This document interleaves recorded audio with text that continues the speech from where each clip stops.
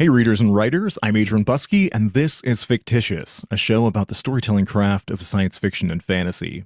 Cassandra Khaw and Richard Kadrey are both powerhouse best-selling authors in their own rights. Now they've merged their considerable talents in cosmic horror and urban fantasy to create the new novel, The Dead Take the A-Train. In a New York City absolutely filthy with magic, monsters and the mundane intermingle. When that cohabitation breeds horrific problems, and it always does, you need people like Julie Cruz to clean up the mess. But being a coked-out, broke-ass pigpen disaster of a magician like Julie creates as many issues as it solves. Struggling to make rent, Julie is desperate to score some real paying work. Complicating matters is the arrival of her childhood friend Sarah, the pretty and presentable opposite to Julie's deadbeat mage punk lifestyle. Sarah's brightness is just what she needs, and the vibes are way more than platonic. But Sarah brought her own baggage to the big city. When Julie's pompous Wall Street ex-boyfriend Tyler calls, offering big money for a highly suspicious job, she can't refuse. Getting tangled up in his lies will be the least of their issues, though, because Tyler's corporate job serves some seriously eldritch monstrosities, big, ugly elder god things on a schedule to consume their workforce, and maybe the world. This, of course, is all about to become Julie's giant mess to solve, and make infinitely worse along the way. The Dead Take the A-Train is a visceral, violent, wickedly fun urban fantasy coming October 3rd from Tor Nightfire. And Cassandra Khaw and Richard Kadrey, welcome to Fictitious. Hello. Thank you very much. Glad to be here. Richard, I'm excited to have you back on. We talked a couple of years ago. You were just about to finish up the Sandman Slim series. So I think we talked during Ballistic Kiss, and then the next one came out not too long afterwards. So you wrapped up that big thing. So that's enormous. Cassandra, you have been kind of the darling of horror for a little while here, as far as things like, Nothing But Blackened Teeth. And you're one of those names that I see get brought up all the time as far as being like one of the most evocative voices.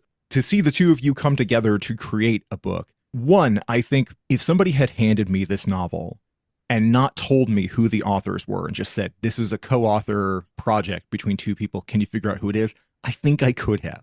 I think it so distinctly has Richard's high-octane urban fantasy, Sandman Slim kind of vibe, but with this entirely different, that cosmic horror, that very big and gross and frightening, yet also weirdly whimsical thing that is yours, Cassandra. If not anything, I would say that I think Cassandra has been a bad influence on Richard as far as just how dark and gross a lot of this is, but in kind of all the best ways. So first off, I'd want to kind of know, and I don't know how this works with a co-author group, how do you elevator pitch this book? How do you describe it to people? I think you're better at elevator pitch than I am, Richard. You just did a really good job describing it. I mean, Julie is a mess, and God, I hate elevator pitches. Elevator's already so awkward. You're just stuck with a stranger there. There's nowhere to go, and there's weird music playing. Yeah.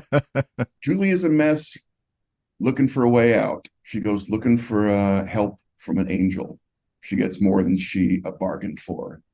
That's it. That's a good way. And I didn't even mention the angel part. Yeah. It's so hard, even as an elevator pitch for a book like this.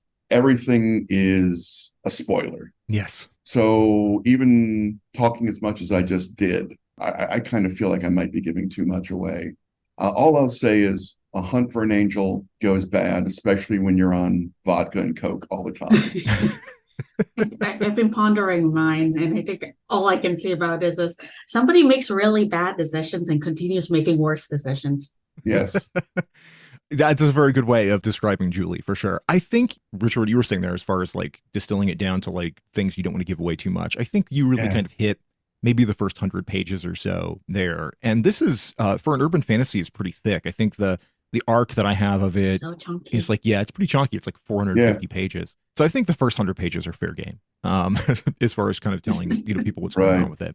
I am curious, though, how did this happen? How did this collaboration take place? What brought the two of you together to put something like this together? Because I think it's always kind of a fascinating idea to see when people want to write something together, particularly when you're already very well established on your own. Well, I kind of started when we bonded over the fact I was very upset that someone stole my Kindle, and Richard was very much in agreement with the fact that Kindles and books should not be taken by anyone. They're sacred, yes. And we got to talking. And among other things, I was talking about how I wanted to do a collaboration with him, and I am prone towards just blurting out things at people. Surprisingly, Richard said yes. He had an idea, I think, that was floating around for a while, and he pitched it at me. And I was like, yes, I want to work on this with you. That's the thing that I'm always kind of curious about when it comes to like co-author or like partnerships is if the idea sparks in the room between two people talking, if it's one who comes in and says, "Hey, I've got this thing. I like this idea, but maybe it's not fully fleshed out. It's not fully there, or maybe what it's missing is that certain je ne sais quoi that you bring to the matter." If that was the case here. Basically, I had Julie in the back of my head and not a lot else. I had Julie and an angel, and that's where we started from. I wanted to write also New York, right? Yes, because we both love New York. Trying not to write about LA all the time. That was something that I thought about when I got into it, was like, okay, like, Sandman Slim is such a Los Angeles story. Yeah. And then, yeah, like taking it to New York is definitely a different kind of flavor. If anybody's been to those two cities, they could not feel any more different from each other. So they're very much a character in their own right in stories. Although I will say a pitfall, and not in the story, but I think for any authors who want to play in either LA or New York, is that those readerships that live there are the most particular about it being correct. Oh, goodness, yes. Absolutely. We had to go through multiple passes to add even more New York to our New York when we're going through editing. It's such a curious experience because it is like New Yorkers demand verisimilitude. Like they need that city to feel like New York, and you cannot mess it up for them. So yeah, it's always interesting how much of a character has to be on its own. Well, that was the trick. It was, we kept writing about New York for a while, but it didn't feel like New York till I think right at the end. We'd absorbed enough of New York into our blood at that point that it became easier to write about it and easier to put it on the page. I was living near Harlem at the time, and so that became Julie's stomping ground. And I knew the food, I knew the other places. Cass was downtown and knew much more of that part of the city. So I think between the two of us, we were able to kind of mesh that together in a way that in a coherent way. A little bit later on in the interview, I'm going to dig a little deeper into exactly how this collaborative writing process worked, because I think that's going to be really interesting for the audience to see, like, how you guys put two and two together. But I think one other thing I wanted to touch on here early on is, like I said, I mean, people who know New York are obsessive about the details being correct. Another thing that a different type of reader can be obsessed with is the conventions and tropes that are sort of expected in a subgenre. In particular, I mean, like urban fantasy has a lot of them. Obviously, like, young adult, epic fantasy, sci-fi, they all have things that people are kind of, when they go into them, if not like a hard and fast expectation, they're just things that they're kind of looking for or that they desire within them. As you come into this, obviously coming off of Sandman Slim, you've had a lot of play with that kind of thing. Cassandra, from your end, you're coming from a different aspect of horror and cosmic horror into this kind of zone. How much of that expectation weighs on you? How much of it is something that you talk about together or with editorial? Are you even aware of the trope and the things that the audience is looking for as you put something like this together? I don't think about it.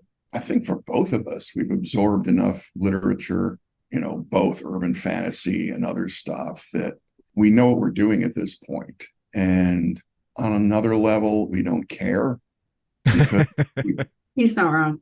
Because we know what we're doing, we know how to make the story work. And sitting around worrying about tropes, to me, is kind of deadly, because then you become so self-conscious about, oh, did we have a talking dog? Oh, it's urban fantasy. We need a talking dog. Stuff like that. Also, historically speaking, neither Richard nor I are people who have ever adhered very closely to convention. Our lives have been pretty punk rock in their own way. And the idea of just sticking to other people's expectations, it just feels weird. I've never thought of it that way. And I think entertainment evolves because people break rules all the time. If you keep to the rules.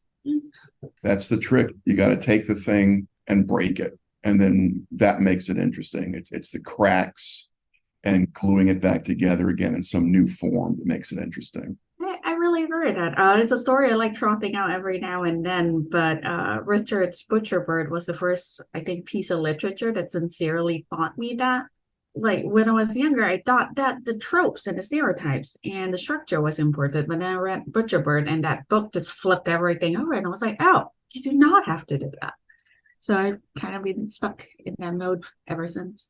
Well, I think it has such a huge impact on what feels fresh and dynamic, and Hmm. also what can bring in audiences that are not necessarily glued to like a specific genre, is having things that do eject from the mold and do that. So yeah, I love all of that description there. Absolutely.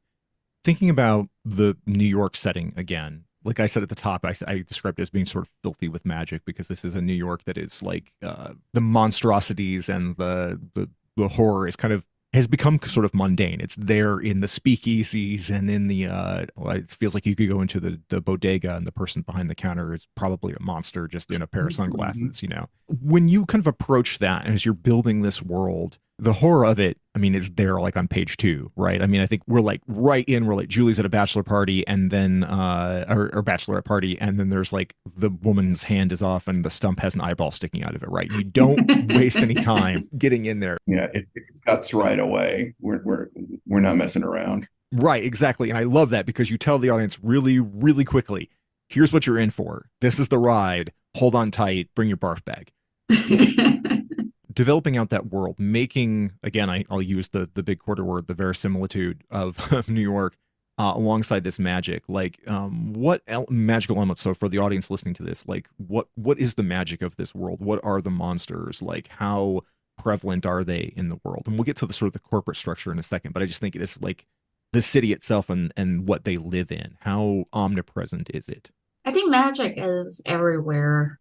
In this version of New York, everything has the potential to be monstrous and also at the same time angelic.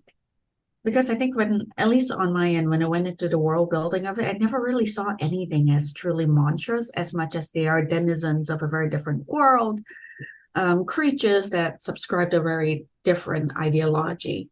And I think that feels very much reflective of New York, the city as an entity as well. Because everywhere you go, there is enormous potential for so much beauty and so much good, sometimes for the most unexpected places. And it's also true of the reverse. Some of the most beautiful parts of the city contain its worst horrors. And a version of New York that did not adhere to that would feel strange to me. Mhm. It wouldn't feel like enough because New York is just thrumming with life constantly. For me, it kind of comes back to I remember a trip to New York when I hadn't been there in many, many years. This is probably 10, 15 years ago, but I hadn't been to New York for at least 5 years. And I came up out of the subway.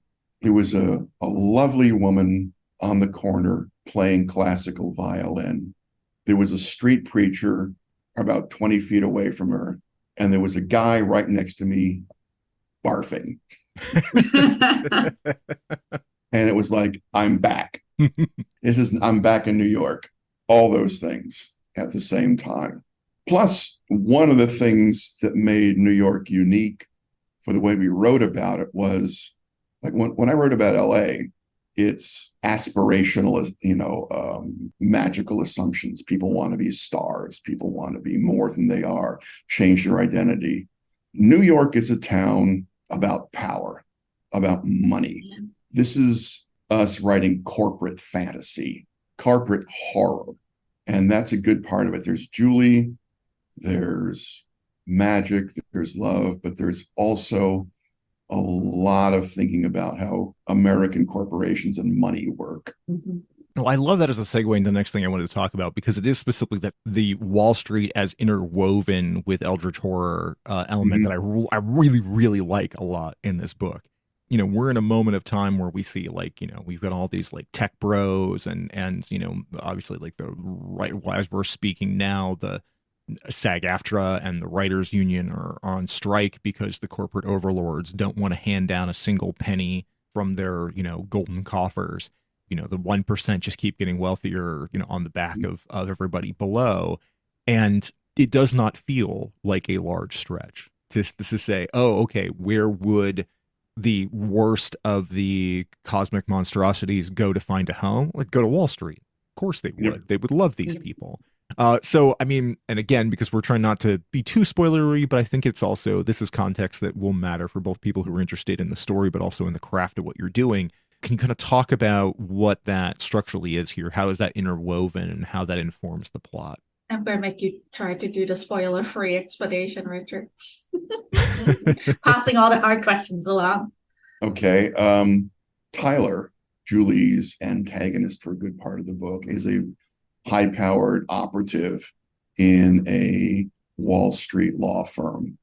That was basic to the whole premise because, like I said, LA magic is about aspiration. New York magic is about money and power. And it was essential to base everything, at least for us, to base everything around that feeling of both a street level New York where Julie lives, where you have the crazy violin players and the street preachers and the guy puking, and the other New York, that sort of shadow over the whole city, that's all the corporations downtown, those long shadows that in their own way fuel the city.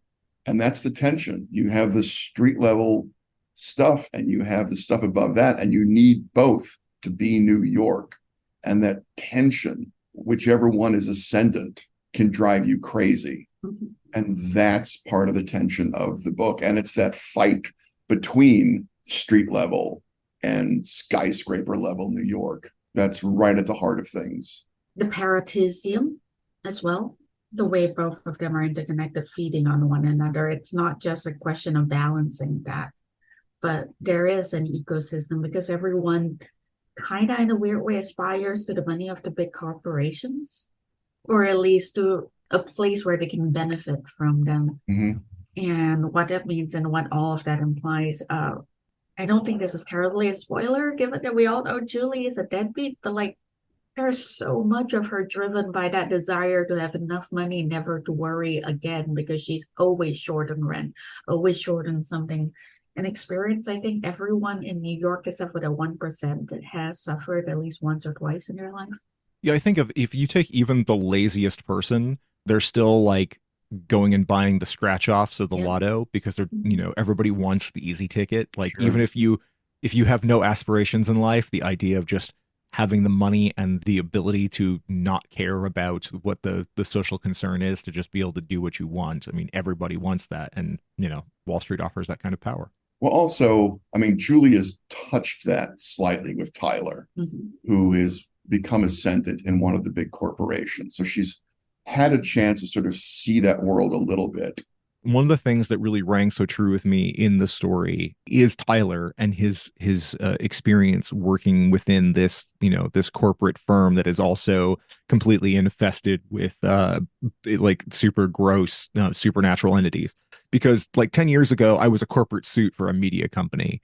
Mm-hmm. And one of the things that I kind of found the higher up I got was this tug of war that was going on between people all the time, and how often people who were peers who spoke niceties just absolutely hated each other, across departments and stuff like that. There was always this like tribal kind of hatred between each other. And I felt like that is like absolutely on display for Tyler and the people working within his company there.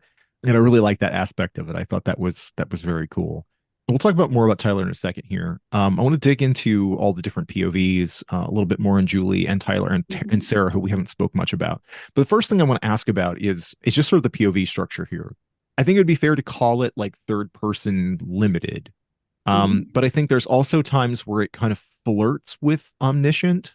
There's a few places where we kind of see a little bit in there of, multiple characters kind of like feelings and viewpoints. Was that sort of a stylistic choice? Is that something that just happened organically as you're writing it? Was there any kind of editorial feedback on that? What did that look like? I think it happened organically, at least for the chapters that I was in charge of.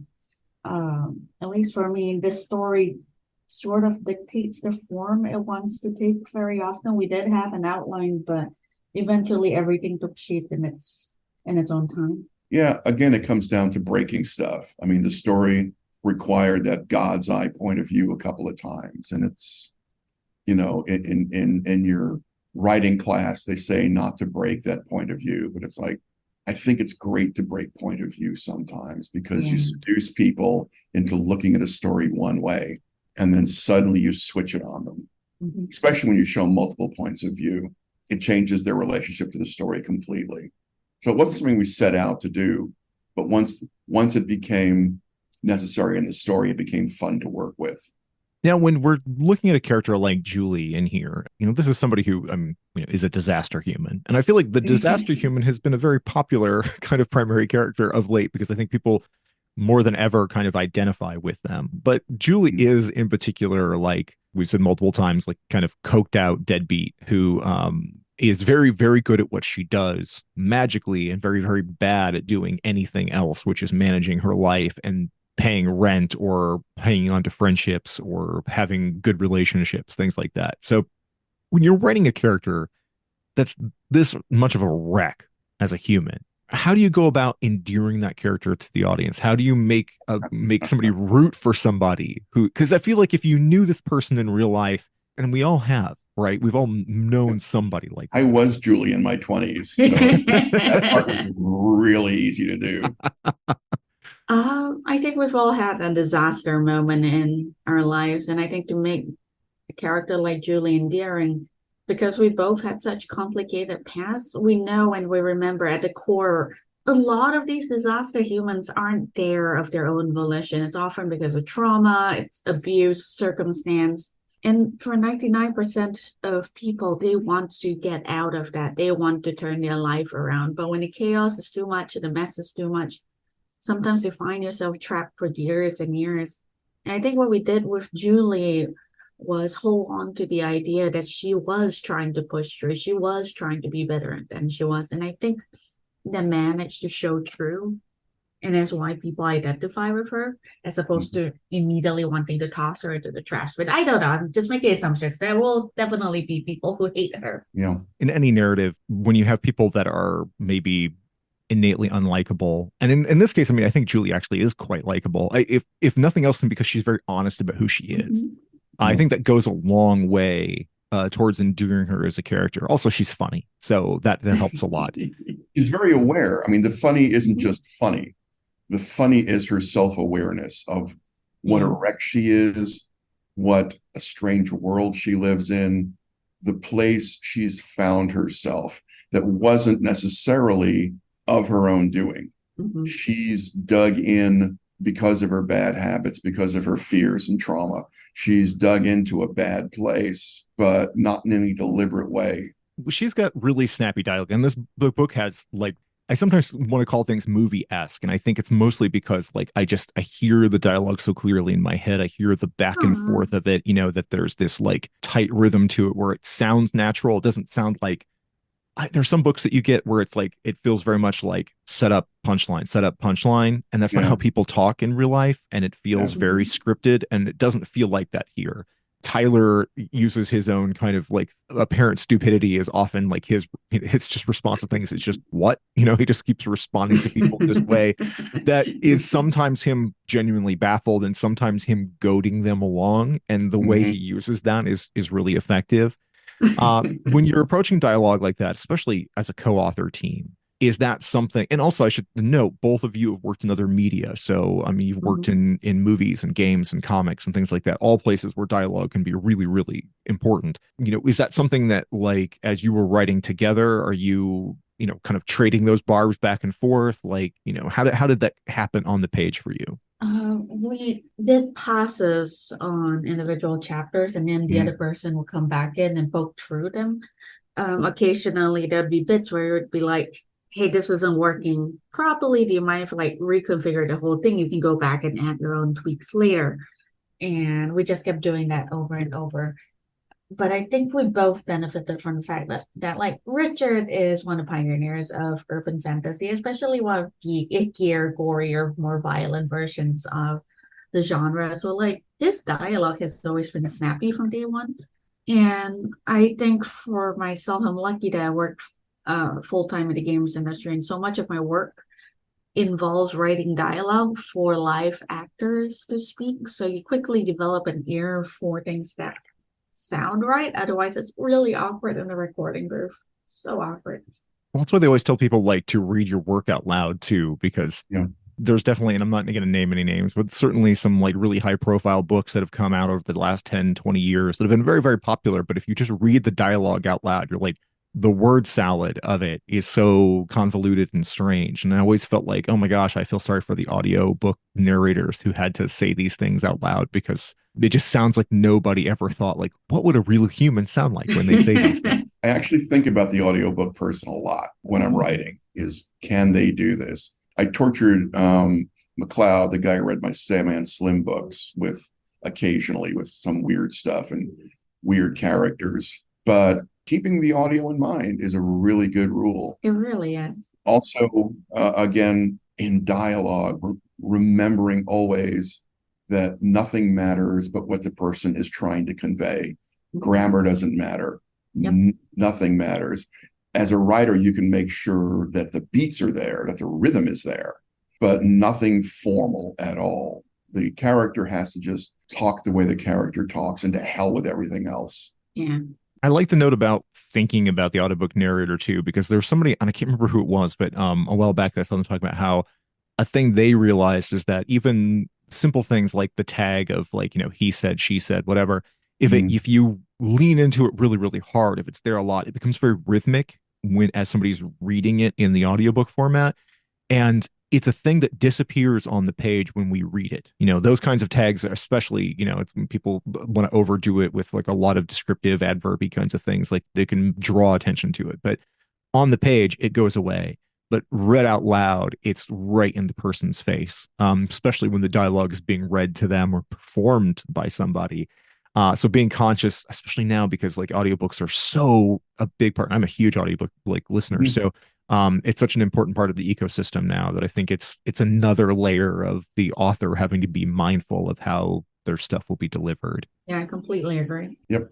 Let's talk about Sarah, because we haven't talked about her whole lot here. And so this is kind of another one of our primary characters in this story. She is an old friend of Julie's who comes to town right in the middle of Julie's life spiraling out in a big way.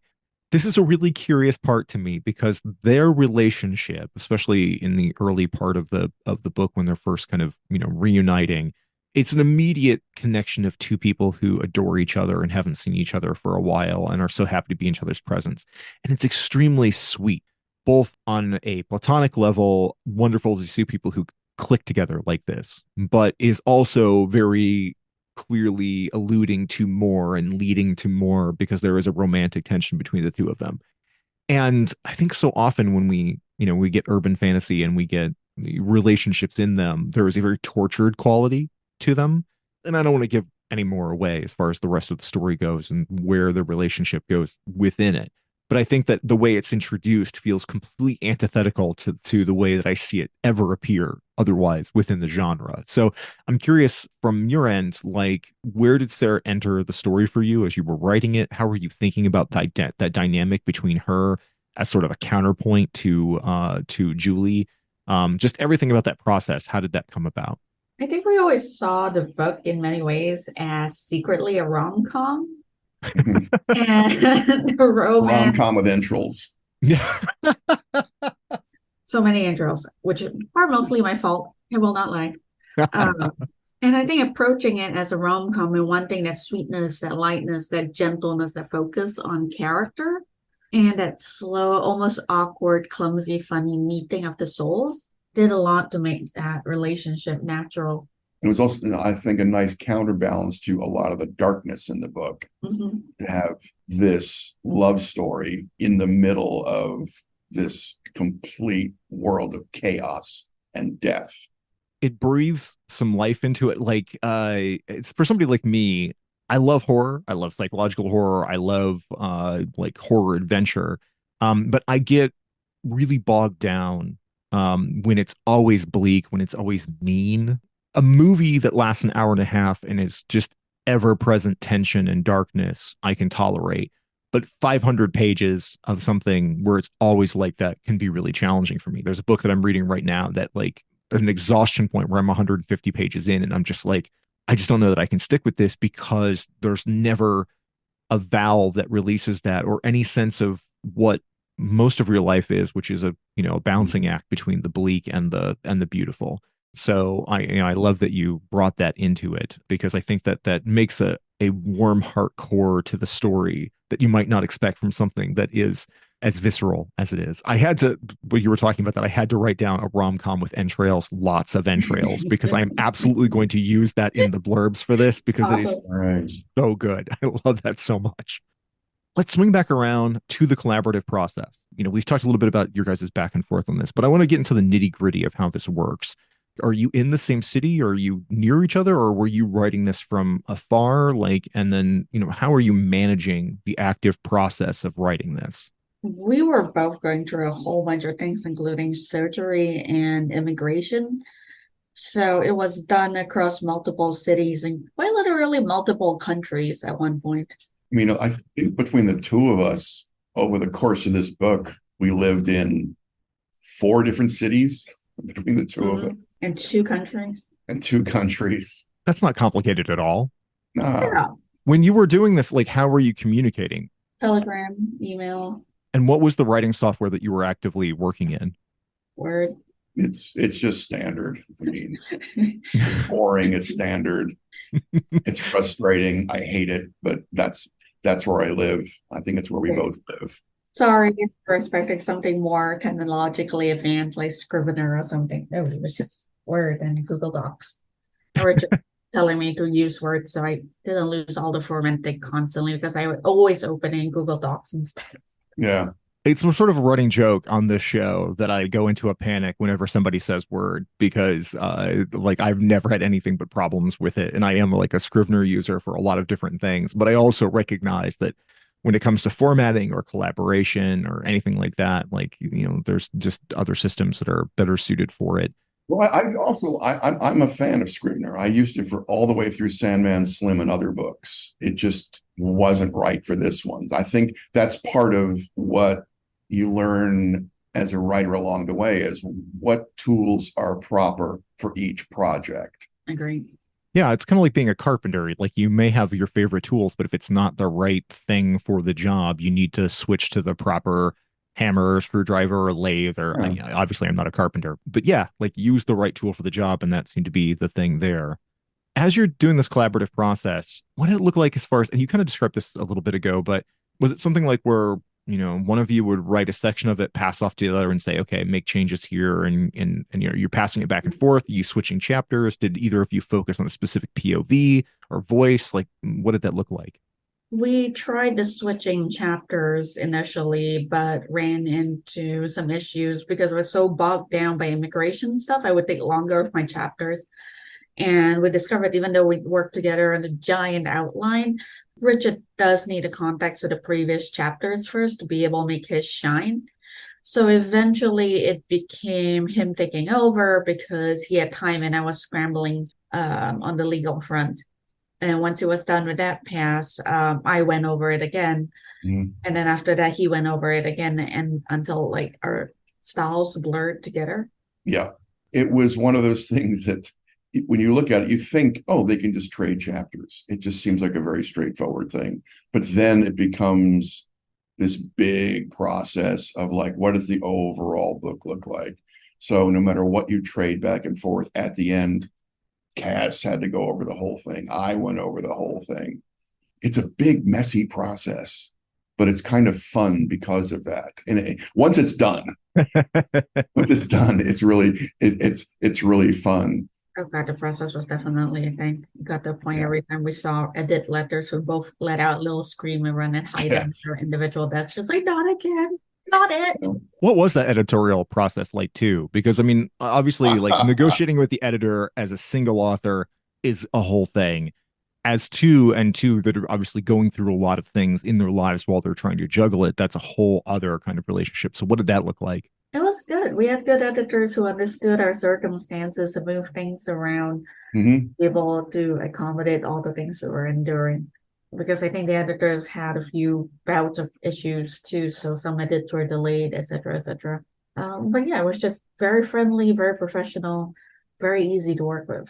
Yeah, they were great. They really helped us out as much as they drove us crazy with well, this doesn't sound like New York. It's oh God, really? I thought we put in all of New York. It's like it's not quite there.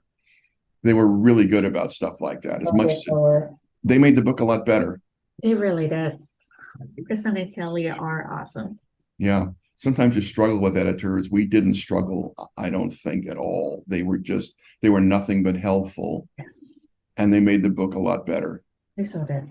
It really is, Cassandra, like you said a little while ago, like, the work of is to try to blend the voices, because what you never want in a co-authored book is to feel like there's two distinct voices kind of going back and forth. You want something that feels unified. And you really did kind of Voltron this together into into something that feels like both of you, but also feels distinct and cohesive. And I think that's an impressive bit of work. It's also just, I mean, this book is fun as hell. It really moves. The characters are entertaining. The dialogue is great.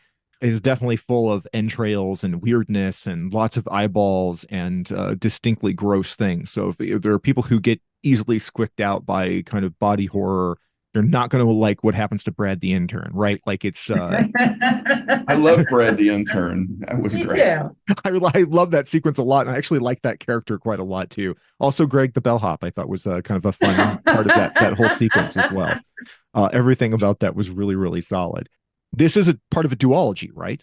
Yes. So there's a second one coming. So is that something that you knew from the beginning, that this was going to be like 2 books in a series? At what point did you go, oh, we've got more to tell with this, and it's 2?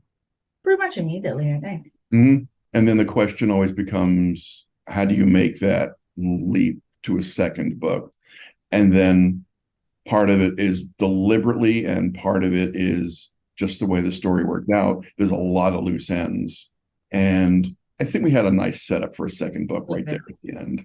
I'm also grateful that we're in a publishing landscape now that is actually like cool with duologies rather than trying to force things into trilogies. It seemed like for a long time, there were a lot of series that I read that were books that I really liked, but it felt like the third book was superfluous. Like it felt like, it was spreading things out, kind of like when they take a book and split it into 2 movies or whatever, like, we're like, okay, we didn't need to do this. And so the fact that the landscape allows for that now, I think is really rad. Forgive me, Cassandra, because this is a very Richard specific question, but I mentioned at the top that that you had finished off the Sandman Slim series, which is probably what you're primarily known for. It was a 12-book series. It has a passionate, super loyal fan base.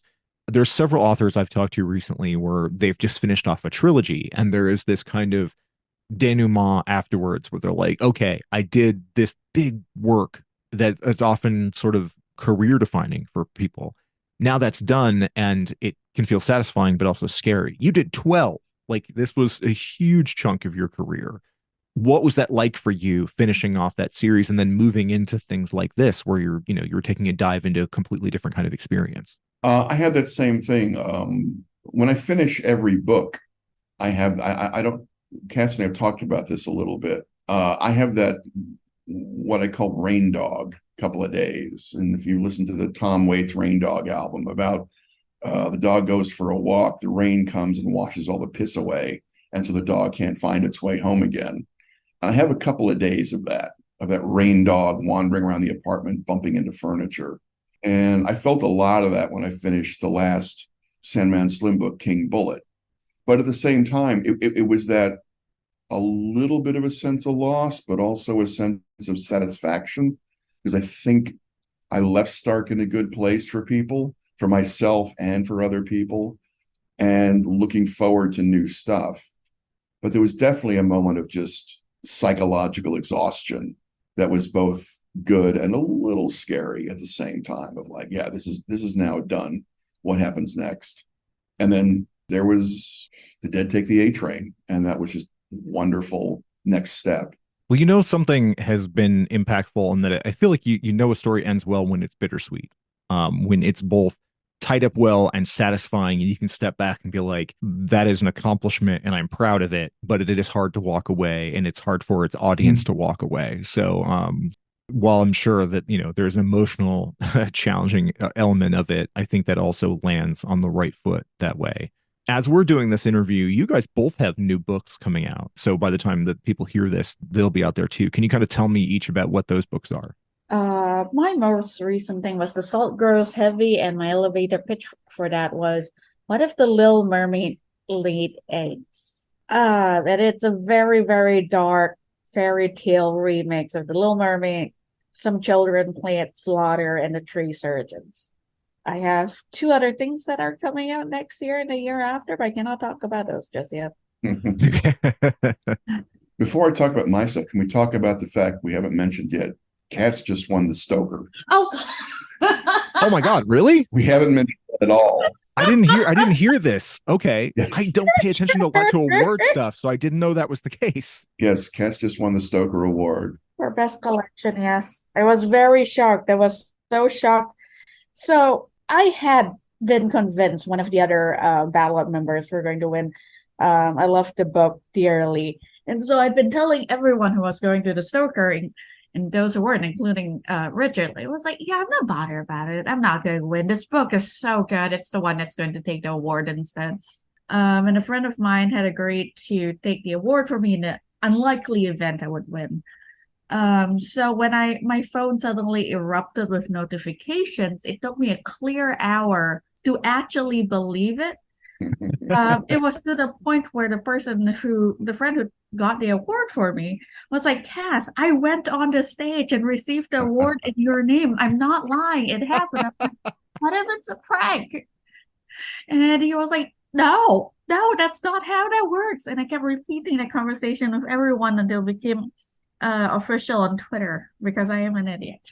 I was very smug about the whole thing, I recall. And what was the name of the book? Breakable Things. There we go. I feel bullied. For my own good, I feel bullied. Well, that's fantastic. I did not know. I don't know how that didn't reach my eyeballs, other than, like I said, sometimes the word stuff kind of flies over my head, but that is huge news, and well done. That's amazing. As we wrap up here, again, I'm going to reinforce for everybody, October 3rd is the release date for The Dead Take the A Train. I'm special, so I've got a one here. It's it has chapters, Richard. That's new. Yeah. For anybody who's read Sandman Slim, everything I have coming out this year has chapters in it. It's a big change for me. Yeah. Is that growth? Is that character development? No, it's what we talked about before. What does the story need? Sandman Slim was a speed freak book. You just started at the beginning and ran all the way through it. Other books, you get to stop and breathe. And Palehouse Devil, one of my books this year, and of course, The Dead Take the A Train are books where you run along and then you stop, contemplate, and then start running again. And I'm looking forward to those other ones. Also, that one of your books has one of the creepiest covers I've seen in a long time. There's way too many fingers. It freaks me out. Oh yeah, the Secrets of Insects. Yes. My story collection. That one's been popping up in my feed a lot and disturbing every time, but also something I'm definitely going to have to pick up. Although I say that The Dead Takes the A Train has this beautiful, very colorful, very terrifying cover that I keep looking at and thinking, if you could make this into one of those like velvet blacklight drapes like you'd see in a head shop or something. Oh yeah. Oh my God, it'd be killer. Although I think somebody on a bad trip would have a hard time having that hanging in them a room because they'd go to some really dark places. I always want to end these things telling people where to follow you and keep up with your work. Obviously, social media is a hellscape right now, at least as we're having this conversation. So these days, where should people find it? Cass, we'll start with you. Like, where are you at online? Where should people follow your work? I am on Instagram at Cass Khaw, CASSKHAW. I technically still have a Twitter account, but I hate the hell way too much to go back on it. Agreed. I'm on Twitter. You can find me on Twitter. You can find me on Facebook. I'm on Instagram. I've started on Blue Sky. I haven't done a ton there yet. I'm still getting the feel of the place. I kind of hop from one to the other. They're all useful for different things, but I'm pretty easy to find. We both have very distinctive names. Yes, that helps. Also, the combination of the two of you, Khaw and Kadrey, sounds like a really good law firm. Or like an 80s cop partnership or something. Like, I was just struck by the fact that I was like, oh, that rings really well. Also, people should know, Cass, if they follow you on Instagram, that like they're going to get both your book stuff, but also your quality fashion and muscle building stuff. Cats. I need your workout routine because the results are impressive. Oh, thank you, man. Also cats. There's a lot of cats in there too, because Giant cats. their cats are mountain lions, basically. I have a tiny story on that, if you don't mind me jumping in again. Oh, absolutely. Go to town. So at one point I was having difficulties adopting a cat while I was in Quebec, and I was like, screw it, I've spent a year trying. You know what? I've always wanted a Maine Coon. And I had friends who own Maine Coons, author friends with them, Sean Maguire, for example. And I was like, they look large, but they're manageable. And it took me a full year and a half, give or take, to realize that my friends were taller human beings than I was. And now my cats are about 2/3 the size of me. And I'm pretty certain they sometimes hunt me when they get bored. And they're not going to stop growing for another 3 years. So we'll see if I'm still writing or if I'm going to be cat food. Well, you know, I think if there's any quality end to an author's life cycle, devoured by their own cats is actually a pretty good one. You're not wrong. I mean, as ways to go, I mean, that's pretty solid in this line of work. So I think that's good. Well, I want to thank both of you for coming on the show. Like I said before, I really enjoyed The Dead Take the A Train. I think that this is a hell of a ride. It'll come to no surprise to people who have followed both of your careers, but it is very distinct. It is very, very enjoyable. And it's got the stuff that kind of sticks with you. Don't fall asleep while reading this book, because the first dreams are very, very weird. I will just throw that warning out. But Richard and Cassandra, thank you so much for joining me on Fictitious. Thank you for having us. Thank you very much. It's great being here. A big thanks to Carol Perney at Tor for arranging this interview. Links to buy The Dead Take the A Train are in the show notes, episode blog page, and YouTube description. I use affiliate links, so purchasing through those supports my work on this program, but I always encourage you to shop your local bookstores whenever possible. Every episode of Fictitious is available at fictitiouspodcast.com, along with more info about the books and authors and all the relevant links to follow and support them. You can subscribe to the show on all the major podcasting platforms, including Apple Podcasts, Spotify, YouTube, Google Podcasts, Audible, and Amazon. If wherever you listen has the option to leave a comment or review, please share your thoughts. All of that feedback supports my work on the show and is very much appreciated. On a personal note, the last month has been a particularly difficult one for my family. As I record this, a member of our household is enduring a prolonged hospital stay. Beyond the stress and emotional exhaustion, the situation has impacted my productive time, including my ability to work on Fictitious and its sister site, Fictions and Fandoms. I've had to move some release dates around and even cancel interviews, which I hate doing. While I hope everything can be resolved soon and get back to some kind of normal, it's a complicated situation and I have to play everything by ear for the time being. I'm currently spending most of my social media time on Blue Sky and Instagram. Blue Sky is evolving into a really strong Twitter alternative and a terrific hub for authors and readers. The show's handle there is @fictitiouspodcast.com. The Instagram handle is @fictitiouspod. I hope to do more creative things there as my time frees up, but for now, it's a good spot for new episode releases and featured books. I've pretty much abandoned Twitter, as it's clearly an unsafe platform that increasingly caters to bigotry and disinformation. I'll post updates there occasionally as the audience migrates elsewhere, but no longer use it as a place for conversations. I'd love to know where else my listeners are active on social media, though. Where should I talk to you directly? Threads, TikTok, somewhere else? Let me know, either on one of the platforms I just mentioned or by messaging me at fictitiouspodcast.com. I teased this one at the end of the James Sutter interview, but for real this time. Next episode, author Caitlin Starling returns to talk about her new sci-fi thriller, Last to Leave the Room. Subscribe to the show now so you don't miss it. Until then, I'm Adrian Buskey. Thanks for listening to Fictitious.